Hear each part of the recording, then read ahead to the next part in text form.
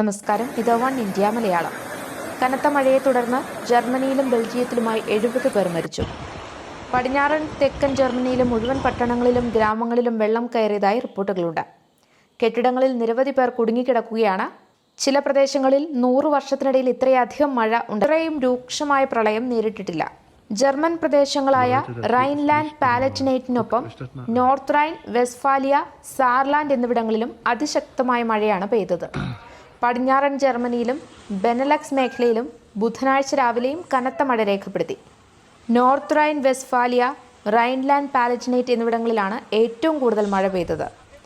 ഈ സംസ്ഥാനങ്ങളിൽ 24 മണിക്കൂറും 100 മുതൽ 150 മില്ലിമീറ്റർ വരെ മഴ ലഭിച്ചു. ഈ പ്രദേശത്ത് ഒരു മാസത്തിലധികം പെയ്യുന്ന മൊത്തം മഴയുടെ അളവാണെന്ന് കാലാവസ്ഥാ കേന്ദ്രം അറിയിച്ചു. കൊളോണിൽ ഇന്നലെ രാവിലെ വരെ 24 മണിക്കൂറിനുള്ളിൽ 154 മില്ലിമീറ്റർ മഴയാണ് രേഖപ്പെടുത്തിയത്. ഇത് ജൂലൈ മാസത്തെ പ്രതിമാസ ശരാശരിയായ 87 മില്ലിമീറ്റർ ഇരട്ടിയാണ്.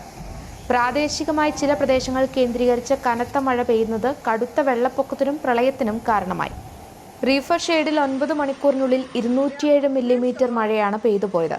ഇത് മേഘവിസ്ഫോടനത്തിന് സമാനമാണ്. കനത്ത മഴയിൽ ബെൽജിയത്തിൽ 11 പേരെങ്കിലും മരിച്ചു എന്ന് റിപ്പോർട്ടുകളുണ്ട്. കൂടുതൽ പേരെ കാണാതായി. നെതർലാൻഡിനെയും മഴ സാരമായി ബാധിച്ചു. ഇന്ന് നെതർലാൻഡ്സിൽ കനത്ത മഴയുണ്ടാകുമെന്ന് കാലാവസ്ഥാ ഉദ്യോഗസ്ഥർ അറിയിച്ചു. ജർമ്മനിയിൽ പോലീസ് ഹെലികോപ്റ്ററുകൾ, 100 കണക്കിന് സൈനികർ എന്നിവർ ദുരിതബാധിത പ്രദേശങ്ങളിൽ രക്ഷാപ്രവർത്തനത്തിലാണ്. പ്രളയത്തിൽ മുങ്ങിപ്പോയ ഗ്രാമങ്ങളിലെയും നഗരങ്ങളിലെയും വീടുകളുടെ മേൽക്കൂരകളിൽ ആളുകൾ രക്ഷപ്പെട്ട് അഭയം തേടിയിട്ടുണ്ട്. ഇവരെ രക്ഷപ്പെടുത്താൻ പോലീസ് ഹെലികോപ്റ്ററുകൾ രംഗത്തുണ്ട്. കോവിഡാനന്തരം തുറന്ന ജർമ്മനിയുടെ പടിഞ്ഞാറ് ഭാഗത്തെ സ്കൂളുകളെല്ലാം അടച്ചു. ഗതാഗത വാർത്താവിനിമയ ബന്ധങ്ങൾ നഷ്ടമായി.